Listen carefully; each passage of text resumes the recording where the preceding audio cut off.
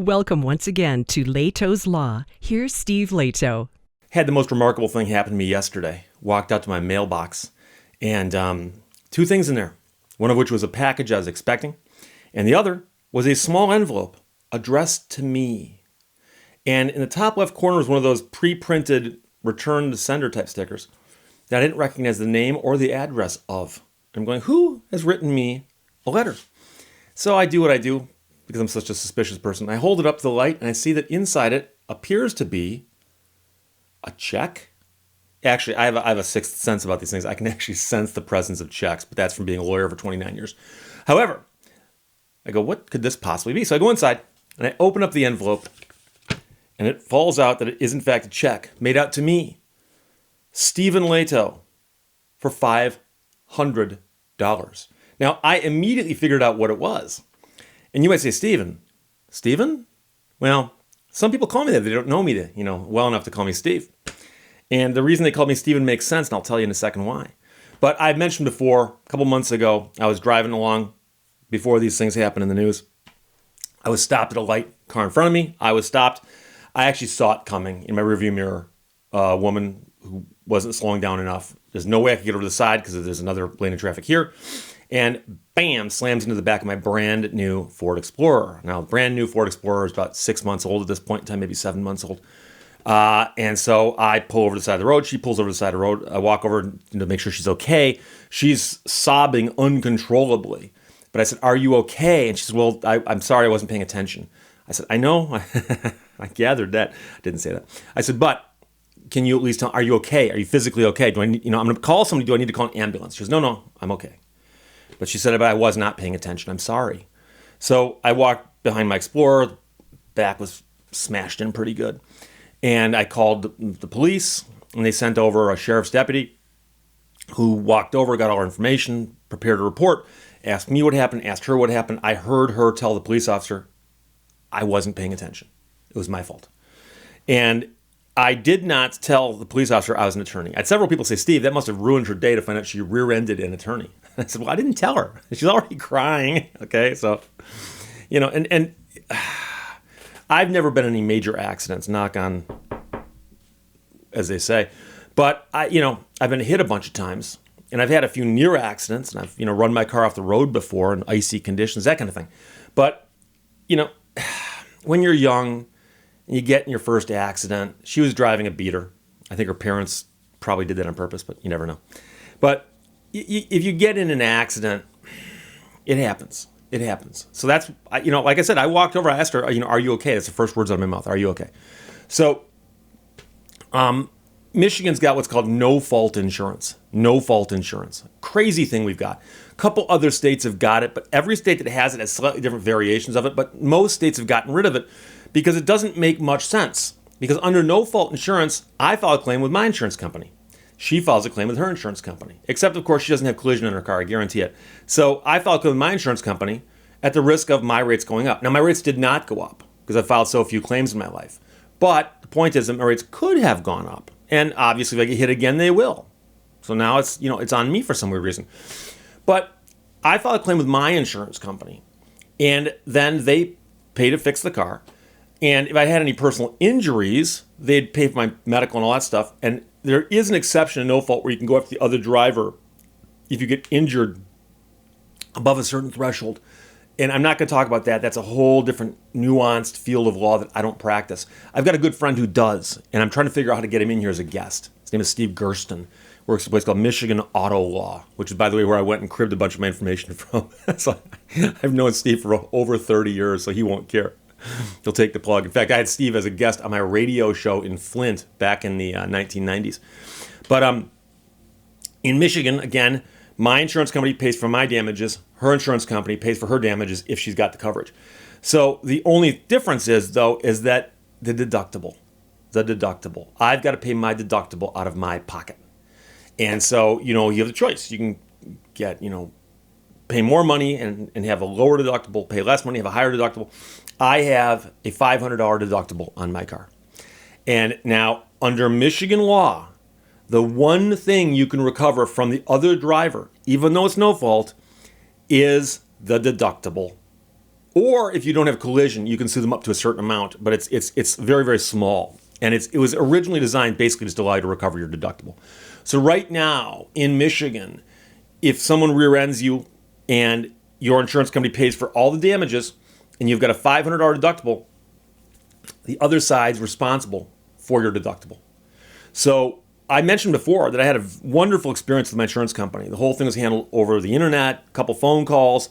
I was getting status updates texted to me during the repairs. It was crazy. I mean, it was just a very, very smooth experience. And the last phone call I had with my adjuster, who gave me a cell phone number, by the way, and actually said, text me or call me anytime. And I would actually text him, not on purpose, but I had a couple questions at an odd hour. I said, I'll text him. He'll respond tomorrow morning. He responded right away. But I asked him, I said, I'm just curious. I go, the deductible thing, how does that work? And the reason I asked him is that years ago, when I was in my undergrad, on a very, very snowy day in Southfield, Michigan, a car coming towards me crossed the center line and was skidding out of control. And I had to be careful not to get in the lane next to me because there's a car next to me. I slowed down as best I could. I actually came to a complete stop and she slammed into me sideways. And I actually had sued her under it's called a mini tort. I sued her under the mini tort law. I did not have collision on my car, but I did sue her for a couple $100. I forgot what the limit was, like $300 or $400 at the time. I sued her for that, and I got the money. I've actually handled a few small claims court cases before I was an attorney, and that was one of them. So I was aware of this process. So when I was talking to the adjuster, I said, hey, I'm curious, the mini tort situation. I go, do you guys handle that, or do I handle that? How does that get handled? And he said, here's what we do. He goes, we will send a note over to her insurance company because she's insured with somebody else. We're going to send a note over to her saying that you are demanding a refund of the mini tort claim. In this case, it'd be $500, your deductible. And he goes, they will either pay us and we'll pass it to you, or they'll pay you directly. He goes, but every company handles it a little differently. He goes, but unfortunately, he goes, we don't chase that for you. He goes, you'd have to go to court. And I said, well, I'm an attorney. Don't worry about it. And that was the first I told him I was an attorney. I don't like to throw the I'm an attorney thing around because I know what it makes people look like when they do that. Didn't tell the cop, didn't tell the woman at the roadside. So he goes, but we will pass the information along to her insurance company to say, our insured has a claim against your insured for this. And in this case, there's no debate. You were stopped. You got rear-ended by somebody who admitted they were at fault. He goes, that's a slam dunk. He goes, they'll pay you. He goes, I just don't know whether they'll send it to us or send it to you. But either way, he goes, follow up with us in 30 days and let me know. So a little while later, I got a phone call from them, and they said, we passed your information along and enough information to the insurance company to where they can take care of this. And I said, do you know if they're going to pay it? And they said, well, we don't know that. But we passed it along usual channels. So I got a phone call a week ago, Thursday, 9 days ago. I got a phone call, and a woman called my cell phone, which my cell phone's a number that if I don't recognize the number, 99 times out of 100, it is a sales call. But this person says, hey, it's Stephen Lehto there. And I said, oh, at least they know my name. Close. I said, yeah, Mask is calling. And she says her name. She goes, I'm calling you from this insurance company. I said, may I ask what this is about? Because I assume she's going to try to sell me something. She goes, our insured was involved in a traffic incident with you a little while ago. I said, oh, okay, yeah, no, I know what you're talking about. She goes, I'm the adjuster assigned to handle your mini tort claim. And I said, okay. And she goes, can you tell me what happened? So I told her what happened just as I told you. She said, okay. Is there anything else you'd like to add? I said, yes, I'm an attorney. You might say, Steve, are you breaking your rule about not telling people you're an attorney because you know how it makes you look? No. There are certain circumstances where you do announce that you're an attorney. For instance, in court, I do it all the time. I'm Steve Lehto on behalf of so-and-so. I'm their attorney. Okay, that makes complete sense. When I'm talking to an insurance company that does not want to pay me money, because they'd like to not pay me that $500. They'd like to. I want them to know that the second the courts are open, I'll be the first person filing the lawsuit against their insured for $500 plus court costs, and I'm gonna win and I'm gonna get them. I don't care. That's that. I can go over my computer with my elbow and hit it a few times, and a complaint will fall out of it. A lawsuit will fall out of it. Okay, it's no skin off my nose to use that cliche to file a lawsuit. I've filed thousands in my career. I haven't counted. Too many to count. So she goes, is there anything else you'd like to add? I said, yes, I am an attorney. She goes, okay, I'll make a note of it. 9 days later, I get a $500 check in the mail. Now, the funny part is that this is not a check from the insurance company. This is a check from, I'm guessing, the parents, because I know what the woman's first name was who hit me. And this is from a couple, but it's the same home address because I have the police report. I know where this person lives. And $500 check mailed to me, without a cover letter, with nothing, except it does say in the for line, deductible. So if I had to guess, I'm reconstructing now based on an educated guess and some kind of divine extrapolation. I think that what happened was the insurance company called their insured and said, bad news. There's zero defense to a case where a guy is stopped at a red light and you plow into him from behind and tell him and the police officer, I'm sorry, it was my fault. And he's an attorney. So the hope that we can ignore him and maybe he'll go away is illusory at best. He won't ignore you. And there's a really good chance that you guys are about to get sued. And now we could pay him the $500 and make you pay us back, or you can simply cut him a check and mail it to him. And here's his address off the police report. And I suspect that's what happened. So, like I said, it took longer for my insurance company to contact their insurance company than it did for the contact from their insurance company to result in a check in my mailbox. So, once in a while, things work out. Once in a while. So, in case you're curious again, in Michigan, the mini tort allows you to sue for up to $1,000, but it has to be out-of-pocket costs you can document. So in the case of my car that I got hit back in the old days in Southfield, I actually went into court prepared with the repairs, the bills, showing that I had to pay to have the thing fixed.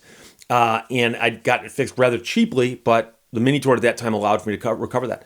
That ceiling's been raised a few times, most recently up to $1,000. And then in July of 2020, which is this year, the reform law goes into effect, which raises that up to $3,000. $3,000.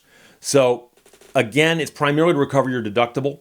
But if you have a vehicle with no collision on it and somebody plows into you and does damage to it, after July 1st, you'd be able to sue them for up to $3,000. Keep in mind a couple caveats, one of which is for you to be on the road, you've got to have insurance in your car. And just because somebody hits you, if you've got no insurance in your car, you're out. That's how it happens. And I've had attorneys tell me where great cases walked in the door. Somebody's got horrific injuries in an auto accident. And they get asked, well, who's your insurance company? I didn't have insurance at the time. Guess what? You can't file a suit. So the other thing, of course, is that you cannot be, obviously, at fault in the accident and recover. So you must be less than 50% at fault, and then there's going to be an issue with, what percentage gets paid. But in the case where I am stopped, I'm illegally in the roadway, and someone plows into the back of me, they are 100% at fault, 100% at fault.